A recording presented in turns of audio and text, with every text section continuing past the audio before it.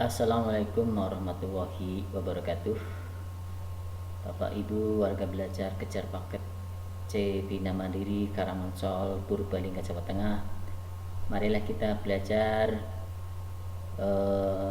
tentang alat optik, yaitu pelajaran kimia kesetaraan paket C setara kelas 10 semester 1. Yang akan kita pelajari adalah alat optik tentang bagian-bagian mata. Yang kedua, cara kerja mata. Dan yang ketiga, tentang kelainan mata. Definisi alat optik. Yang pertama adalah alat optik adalah alat yang menggunakan lensa dan memerlukan cahaya. Alat optik yang alami adalah mata kita. Mata kita memiliki kemampuan untuk melihat sangat terbatas, yaitu tidak dapat melihat dengan jelas benda-benda kecil, benda-benda yang sangat jauh, dan tidak dapat merekam apa yang dilihatnya dengan baik.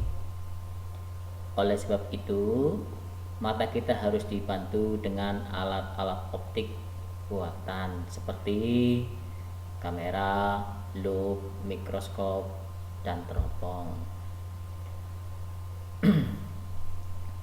Mata kita adalah alat indera kita yang berfungsi untuk melihat. Bola mata memiliki diameter kurang lebih 2,5 cm. Kita memiliki 2 buah mata agar kita dapat melihat benda dengan 3 dimensi, dan juga kita dapat menentukan letak suatu benda tanpa mengukurnya. Untuk mengatur agar bayangan selalu jatuh pada retina, lensa mata dapat menebal dan menipis disesuaikan dengan jarak benda terhadap mata. Bayangan yang terbentuk pada retina bersifat nyata terbalik diperkecil. Inilah bagian-bagian pada mata kita. Yang pertama lensa, kemudian iris, kemudian bagian-bagian yang lain ya telah dijelaskan.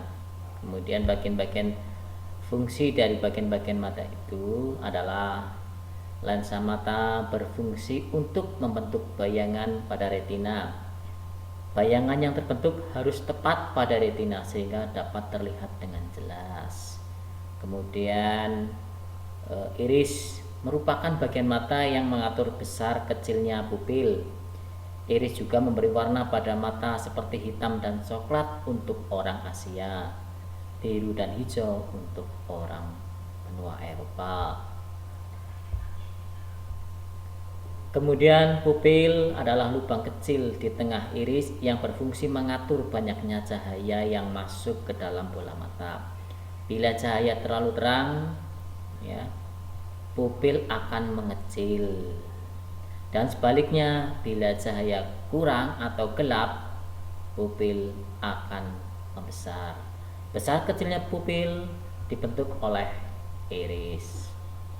Kemudian yang berikutnya adalah kornea, adalah bagian depan mata yang berfungsi untuk melindungi mata. Kornea juga membantu terjadinya pembiasan pada lensa mata. Berikutnya, retina adalah merupakan layar pada mata untuk menangkap bayangan yang dibentuk oleh lensa mata. Retina adalah bagian mata yang peka terhadap cahaya. Kemudian bintik kuning juga merupakan bagian yang paling peka terhadap cahaya. Bila bayangan suatu benda jatuh pada bintik kuning, benda akan terlihat sangat jelas dan fokus.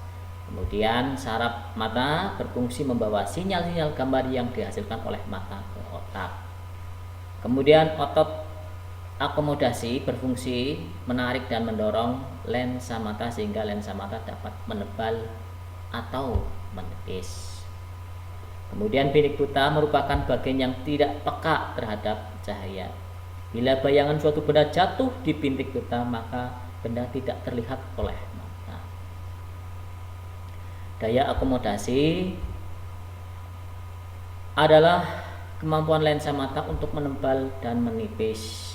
Kemudian lensa mata akan menipis bila melihat benda yang menjauh. Kemudian lensa mata akan menebal bila melihat benda yang mendekat. Titik terjauh yang dapat dilihat mata disebut punctum remotum. Kemudian untuk jarak titik yang terdekat yang dapat dilihat mata disebut dengan punctum proximum. Untuk mata normal, jarak jauh yang dilihat tidak terhingga sehingga sulit bagi mata untuk berakomodasi. Kemudian untuk mata normal, jarak terdekat yang dapat dilihat adalah 20 sampai 25 cm. Ketika melihat mata berakomodasi. Perhatikan cara kerja mata. Bila klik bagian tanda panah ini, maka benda akan menjauh dan bola mata akan memipih atau menipis. Sebaliknya, apabila diklik dengan tanda panah yang ke kanan, benda akan mendekat ke mata dan bola mata akan menjembung atau menebal. Perhatikan ini.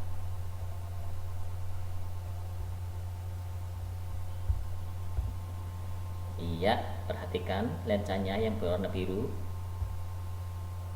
Iya, perhatikan terangnya, perhatikan pupilnya akan melebar dan apabila terang akan kembali